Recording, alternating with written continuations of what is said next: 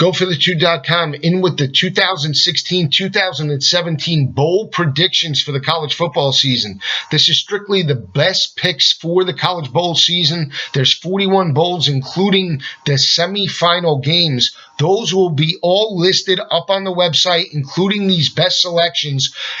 With this video, check out the website, GoForThe2.com, GoForThe2.com. Check it out. I'll have every bowl selection. This is strictly my best picks for the bowl season. Let's get right into it. It's about 16 selections. Let's start with the Sugar Bowl. Oklahoma and Baker Mayfield take on Gus Malzahn and the Auburn Tigers. This game really comes down to, can Auburn run the football consistently and keep Baker Mayfield on the sidelines? You look at Bob Stoops and the Oklahoma Sooners in back-to-back years have not lived up to expectations in the bowl season, losing to Clemson in back-to-back years, last year in the playoff and 2 years ago in the Russell Athletic Bowl. Bob Stoops hasn't had his teams ready for the postseason. You look at the flip side. Last year, Gus Malzahn entered Memphis in the Liberty Bowl, and they were 6-6 overall, facing Paxton Lynch, but they stepped up, had a solid defensive effort, and were able to pick up that bowl victory last year. Sean White is probable for this ball game. You look at Auburn's offense, they're averaging 278 rushing yards per game, and I think that their secondary, that's given up 219 passing yards to opposing offenses, can really force Baker Mayfield to methodically work down the field. I think this game comes down to, can Auburn run the football against Oklahoma's defensive front seven? I think they can. More importantly, I think that the Auburn defensive front seven can get pressure on Baker Mayfield. I think Auburn defensive coordinator Kevin Steele will benefit from the time off. And you look at what they were able to do week number 1 this year against a high-powered offensive attack led by Clemson and Deshaun Watson. They were able to instill a game plan that forced Deshaun Watson and that offense into mistakes. Look for the same type of output in the Sugar Bowl, and I do feel that Auburn strikes the upset. I think it's a 31-24 victory over Oklahoma, and Bob Stoops not sold on the physicality of the Sooners, even though they've won 10 ball games this year. I think Auburn's the more blue-collar team, and I'm calling for the upset in the Sugar Bowl. Another intriguing battle is the Sun Bowl. Stanford, North Carolina. You have a very blue-collar team in Stanford that's given up 219 passing yards per game, that wants to run the football with Christian McCaffrey. They've really came on down the stretch. Christian McCaffrey averaging around 235 rushing yards per game in the last 5 ball games. Offensive line continuity really showed through as the Stanford Cardinal won those ball games down the stretch. It's a Pac-12 ACC battle, but I think when you look at Stanford this year, they've been exploited by speed teams. You can look at that loss to Washington State and Luke Falk. They were exploited by spread formations and a quarterback that was able to find holes in that Stanford secondary. Look at Mitch Trubisky, a very solid quarterback, and he has offensive weapons like Austin Proehl, like Ryan Switzer, like Bug Howard and Matt Collins that could put pressure on Stanford secondary. He has a big play running back in Elijah Hood. I like North Carolina here. I think the speed in North Carolina is the difference. I think Trubisky will keep them in this game from start to finish. And I think in the second half, North Carolina runs away with this ball game. I really like the Tar Heels. This is one of my better picks for the bowl season. I think North Carolina picks up a 41-31 victory over Stanford in the Sun Bowl. I think the speed of the Tar Heels is the difference.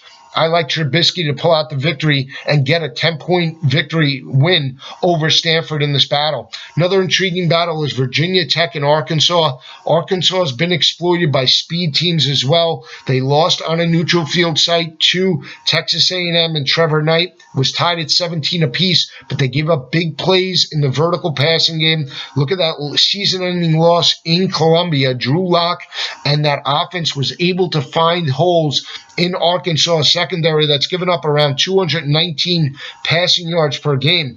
I think Virginia Tech has the type of offensive weapons to put pressure on Arkansas secondary.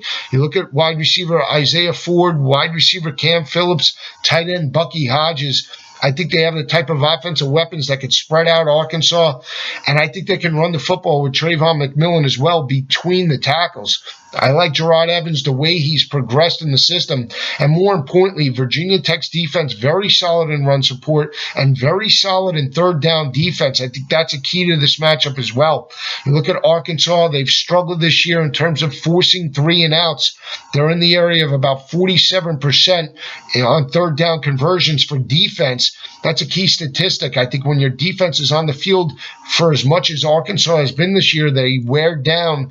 And I think Virginia Tech picks up a 17-point victory in this matchup. I think Virginia Tech wins this ballgame 47-30 over Arkansas. I don't think the Arkansas has the offensive weapons to keep up with the Hokies in this battle.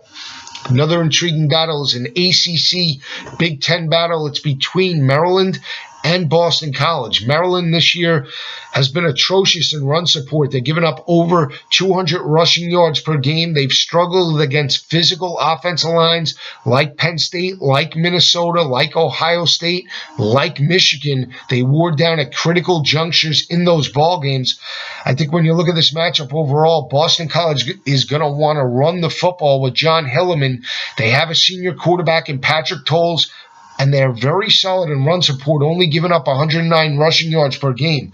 Boston College has gotten some gutty road wins this year. Season-ending win in Salem against Wake Forest. They went into Raleigh and picked up a solid victory against NC State. They have 39 sacks on the year, and I think that's a key attribute going up against the Terrapins in this ballgame. Not sold on the offensive line play as well. I think the time off in preparation will benefit Boston College, and I just like their defensive front seven to get pressure on Maryland's offensive line, and I do, in fact, think they get a convincing 13-point victory over the Terps in this ballgame. Just think they're a blue-collar team that can wear down Maryland in this matchup, and I like Patrick Tolles in this spot, an experienced quarterback that will prepare for this bowl matchup in Maryland. BC gets a convincing 13-point victory over the Terrapins in this ballgame. Another intriguing battle is the Holiday Bowl, Washington State and Minnesota. It's a contrast in styles. You have a very high-octane, wide-open attack led by Luke Falk, the quarterback for Washington State. You have a blue-collar team in Minnesota that has played very well this year on the road. Their senior quarterback, Mitch Leiter, has not played well this year. Only 7 touchdowns, 12 interceptions. A lot of experts had Mitch Leiter at the start of the year as a possible number 1 first-round draft choice in the NFL draft this coming May. He's not lived up to expectations, but you look at this Minnesota offensive line. They're opening up holes for running back Rodney Smith. They're averaging 186 rushing yards on the ground. Defensively, Minnesota very solid in run support, giving up around 135 rushing yards per game. They're +8 in turnover margin, and it's going to be which team can dictate tempo. But I look at this matchup as well. Mitch Leiter, a senior quarterback, going to want to increase his draft status. He'll be prepared for this battle. I like Minnesota's ability to run the football on Washington State. I know Washington State's been very solid in run support this year, but you look at that matchup against a physical defensive front seven in Washington, they were not able to run the football consistently. Minnesota has a very athletic, physical defensive front seven, blue collar that will shoot gaps, put a lot of pressure on Washington State's offensive line, and force them into third down and long situations. I like Minnesota in this matchup. I think they get the victory. I think it's a high-scoring game, though. Even though it is a running attack in Minnesota, I think they'll be able to run the football. It's the Holiday Bowl. I think it's a wide-open game that Minnesota wins 41-34 over Washington State. It's a shootout that the Golden Gophers pick up in this battle. Another intriguing battle is BYU and Wyoming. BYU's a gutty blue-collar team, 8-4 overall. They like to run the football with Jamal Williams and pound the football between the tackles, but their starting quarterback, Taysom Hill, is not playing in this ballgame. He fractured a bone in his elbow, will not play. sophomore quarterback Tanner Magnum, who set freshman records last year for BYU, will get the start. He's seen limited action, hasn't really played in a big game this year, and is going to be going up against a gutty Wyoming team that can run the football with running back Brian Hill. This is an old rivalry game, and more importantly to me, this game comes down to the lack of Tanner Magnum playing in this matchup. It's a different type of offense with Taysom Hill. He's a mobile quarterback. Tanner Magnum is a pocket passer. He hasn't played in the system all year long. He's coming off a long layoff. I think the quarterback to wide receiver timing is affected in this matchup. I like Wyoming to get the outright victory. Even though I've loved BYU all year long, I think Wyoming gets a gutty victory for their ability to run the football and the lack of Tanner Magnum's play and experience this year in the system. Also, keep in mind the offensive line has to block very, very well against a physical, active defensive front seven in Wyoming. I think it's a difficult task. I like Wyoming to strike the upset in this bowl game. I'll say 38-35. Wyoming gets the victory over BYU. Think that they'll be able to run the football on the Cougars and get into a shootout, and they do get the victory over BYU in this matchup.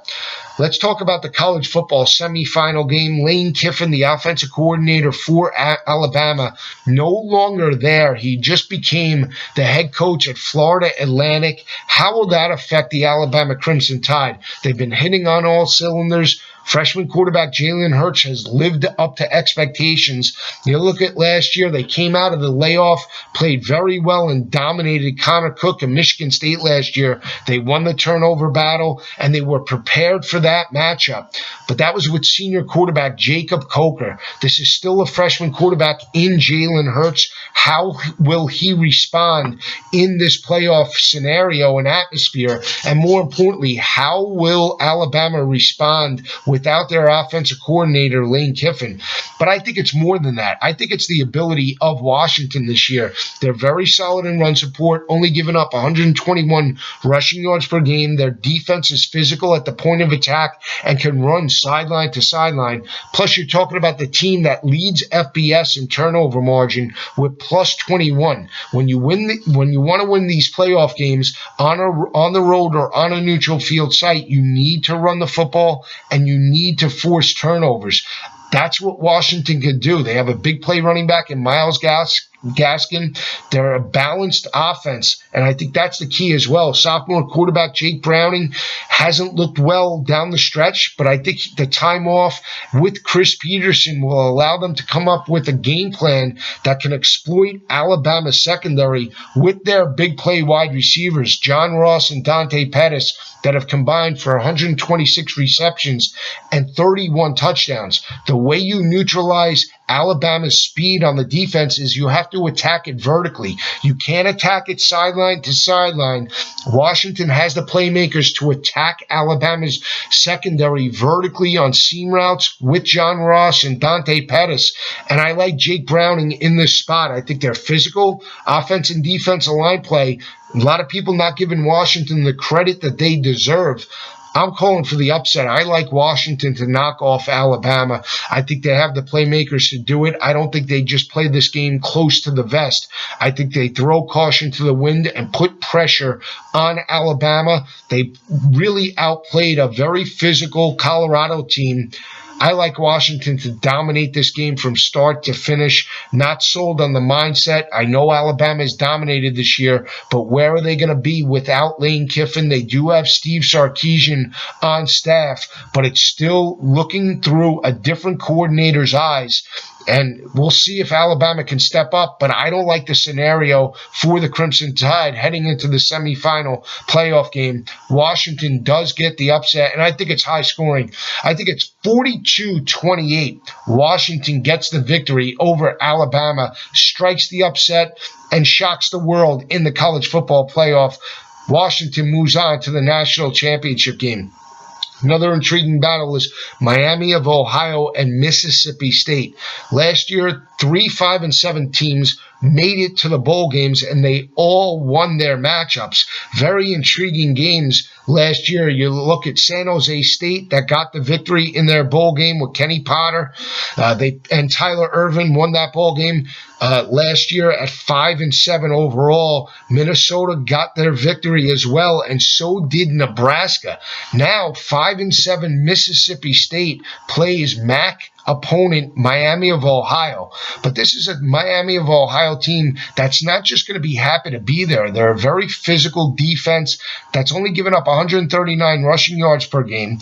And their quarterback, Gus Ragland, has thrown 15 touchdowns, no interceptions on the season. I think that's a key attribute heading into this battle. They have a quarterback that has not turned the football over. And more importantly, you look at Mississippi's defense overall, even though they have quarterback Nick Fitzgerald to run the offensive scheme, their defense is allowing 178 rushing yards per game. They've been worn down by big physical rushing attacks. I like Miami of Ohio here. I just think that they're a more physical team, even though that they play in the MAC. I think they can force some turnovers on Nick Fitzgerald, and I'm still not sold on the Bulldogs as a consistent team. I like Miami of Ohio to strike the upset here. I think it's low scoring. I think we're looking at a 28-21 victory by Miami of Ohio. They get into an ugly blue-collar type of game, and Gus Ragland makes enough plays to outshine Nick Fitzgerald. Miami O gets the upset against the Bulldogs and knocks Mississippi State to 5-8 on the season. Another intriguing battle is Toledo going up against Taylor Lamb and Appalachian State. Taylor Lamb has been the media darlings this year. They're 4-2 on the road. They almost knocked off Tennessee week number 1 of the year. They're rushing for around 177 yards on the ground, only passing for about 188 yards through the air this year. But they're going up against possibly one of the most explosive offenses in the MAC, led by Logan Woodside. They have a very physical offensive line that is protect Logan Woodside all year long. And so one thing Toledo has done all season and even last year, they pass protect very well. They're through 12 games, only allowing 12 sacks on the year. They have 2 big play running backs in Kareem Hunt and Terry Swanson. This is an offense that's rushing for over 200 yards per game and passing for over 200 yards per game. Toledo has played very well on the road this year as well. They're 4-2 overall. And you look at their third down offense, third down conversions for an offense for the Rockets, converting 52% of their third down conversions. When you can convert more than 50% of the time, you're going to score points. I like Toledo here. I like the way they play football. And you look at the teams that they lost to this year. They lost to BYU. They lost to Ohio, and they lost to Western Michigan, 2 of the better teams in the MAC that played in the championship game. So this is a solid opponent that they're facing in Appalachian State, but I think they're the better team. I like Toledo to strike the mild upset here. I think they dominate this game, to be honest with you. I think they win this ball game by 20 points. I think Appalachian State has the offense to score some points, but they can't keep up with Logan Woodside and Kareem Hunt. And I think they start fast and dominate this ball game from start to finish. I think they put up a 50 spot. Toledo wins this ball game 50-30 over Appalachian State. Another intriguing battle is Southern Miss and UL Lafayette. Southern Miss with Nicky Mullins and Jay Hobson, Ito Smith. Very disappointing season, to say the least. This is the team that is minus 16 in turnover margin heading into this battle. They have been very inconsistent this year. They've shown glimpses of greatness, knocking off Louisiana Tech, week number 1, knocking off Kentucky, but they have not been consistent this year, especially in turnovers. They've lost the turnover battle week in and week out for much throughout the season. They're going to be facing a very blue-collar team in UL Lafayette that has played in this ball game over the last 5 years. They lost this battle to Louisiana Tech last year and Jeff Driscoll and Kenneth Dixon because of the perimeter vertical passing game of La Tech. even though Southern Miss has the same type of offense, this is not the same consistent team this year under Jay Hobson than it was last year under Todd Monken. So keep that in mind heading into this battle. UL Lafayette has played very well at home this year. They should be very into this ball game. They should have the home field advantage. You look at Southern Miss this year on the road or on a neutral field site. 2-4 overall. I don't like that matchup. UL Lafayette, very solid in run support, only giving up about 125 rushing yards per game. I like them to run the football on Southern Miss's defensive front seven and work off a play action. I do feel that they get this victory. I think they get a 34-24 victory over Southern Miss in this battle. Not sold on Nicky Mullins on the road or on a neutral field site in the Superdome. UL Lafayette gets the victory and wins this bowl game by 10 points. Another intriguing battle is Texas A&M and Kansas State. I've been on Texas A&M all year, and I've been down on Kansas State for much of the year. They haven't lived up to expectations. Even though they're 8-4 overall, they've struggled against teams on their schedule. You look at this matchup overall, it's going to be, can Texas A&M stretch Kansas State's secondary vertically that's given up 259 passing yards per game? Trevor Knight should be healed from the shoulder injury that he suffered against Mississippi State. Did not look good against LSU at the end of the year, but I really think it comes down to the wide receivers of Texas A&M. You look at Speedy Noel, Josh Reynolds, Christian Kirk, and Ricky Seals-Jones. I think they can put pressure from a formation standpoint on Kansas State secondary. And you look at the defensive ends of Myles Garrett and Deshaun Hall going up against that K-State offense that loves to run Jesse Ertz. Jesse Ertz is the offense for Kansas State. As he goes, so does that K-State offense. But I really feel that the speed of the defensive ends is the difference for Texas A&M. I think they collapse the pocket on Jesse Ertz, force them into third down and long situations, and I think Texas A&M dominates this matchup. You look at Kansas State, they've won the state of Texas this year. They're 4-0 against the teams within the state, but I think Texas A&M and Kevin Sumlin dominate this ball game. They should have the home field advantage, and I think they dominate because of their speed. Look for Travion Williams and Keith Ford to break out as well. I think they put up a 48 spot on K-State. I think they win this ball game 48-24 over the Wildcats. Another intriguing battle is LSU and Louisville. Louisville struggled with blue-collar defenses like Duke that were very solid in run support, like Virginia, that got pressure off the edge to collapse the pocket against Lamar Jackson and force him to become one-dimensional. You look at LSU's defense, they're only giving up 121 rushing yards per game, and they're solid in terms of pass coverage with their ability to play man-to-man coverage. But I look for them to rush their linebackers and get pressure on Lamar Jackson. Look for Dave Aranda to have a spy on Lamar Jackson at all times. Look for Arden Key to be a dominant factor in this ballgame. And I think LSU wears down Louisville in this matchup. Not sold on Louisville's defensive front seven. I think that's an issue as well. Look for Malachi Dupree, Traven Durrell, and the speed of LSU to be the difference. I think they can score some points as well on Lamar Jackson. You look at that matchup against Clemson, the speed off the edge gave Lamar Jackson a lot of problems in the first half of that matchup. Look for the same type of game plan out of LSU. Leonard Fournette is probable. Darius Geis should have a big ball game against that defensive front seven. I think LSU wins this ball game by 17 points, calling for a 40-23 victory over Louisville. I think they can contain Lamar Jackson for much of the game and keep his offense in check. LSU dominates this battle. Music City Bowl is a very intriguing battle. It's Tennessee and Nebraska. Tennessee, after a disappointing year, seems to always bounce back in the bowl season against a mediocre bowl opponent. Last year, they dominated Northwestern. They put up a 45 spot. The speed of Tennessee was the difference.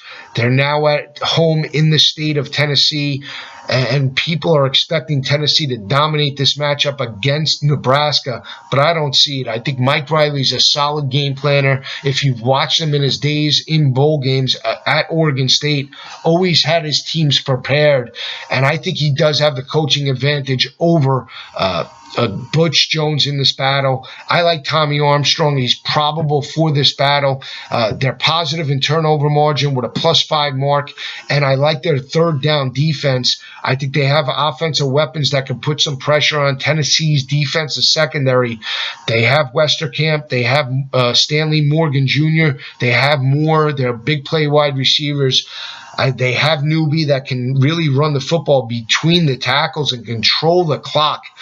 I like Mike Riley here. I think Nebraska and Tommy Armstrong get a convincing victory over Josh Dobbs. Not sold on Josh Dobbs in a big spot, even though they're playing in Tennessee. Look for Nebraska to get the victory 38-31 over Tennessee in this ballgame. Another intriguing battle is Skip Holtz and Louisiana Tech taking on Navy. Navy coming off a very disappointing arch rival game to Army. They lost that ball game 21-17, snapping a 14-game winning streak against the Cadets.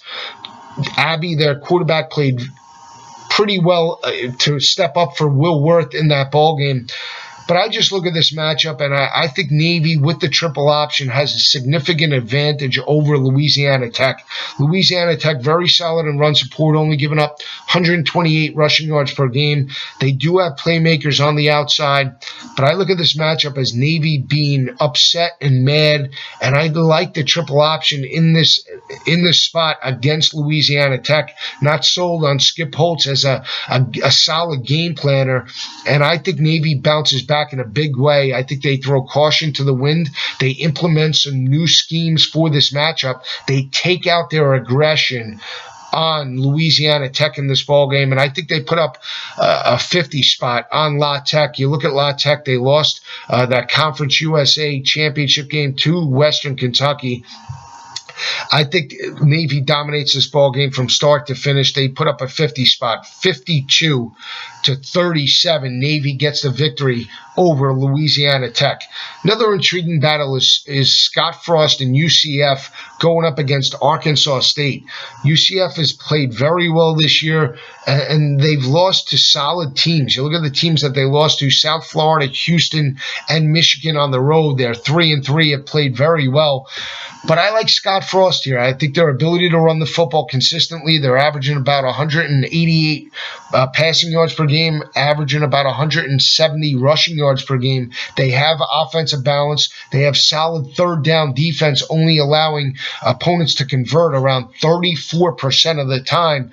I like UCF here. I think they have played the better competition. They have the type of offense that can put pressure on Arkansas's defensive front seven, and I like UCF to get a convincing victory over Arkansas State here. I think they pick up a 33-21 victory over Arkansas State. Scott Frost and UCF moves on to 7-6 overall. Last game is the Rose Bowl. USC, Penn State. What can you say? Both teams on solid runs to head into the bowl game. USC and Sam Darnold, possibly the hottest team in the country. They have Adoree Jackson. Pac-12 has dominated last year in the Rose Bowl. Stanford dominated Iowa. Penn State didn't deserve to be there. They played well this year with quarterback Trace McSorley, Saquon Barkley. But here's what I look at. I look at James Franklin in bowl games in his tenure at Vanderbilt. Back-to-back 9-4 games, 9-4 seasons, won 2 straight years of bowl games. You look at last year, Travis Helton in that bowl game against Wisconsin. They lost that matchup to Wisconsin 23-21 when they had the superior talent. I like James Franklin. I like Trace McSorley to control the line of scrimmage. I like Penn State's secondary to control Juju Smith-Schuster, even though USC has the speed, I think Penn State can run the football consistently on USC's defensive front seven. I think the mobility of Trace McSorley is the difference, and I like Penn State to get this outright victory this coming Rose Bowl. I think it's high scoring. I think it's in the area of 34-28. Penn State strikes the upset over USC. There you have it, 16 bowl selections, best bowl selections for the college football season. All 41 bowl selections will be up on the website, goforthechew.com. College football is the best. Follow the radio show every Saturday, 10 to 12, sbnationradio.com or fntsy.com/radio. We'll break down every game in detail, stats, statistics, trends, whatever you want to know, we'll talk about it. We'll break down the first week of bowls this Saturday, followed by on December 24th, the second week of bowls, straight through New Year's Day. So stay with us all season long. College football is the best. I just love talking about it.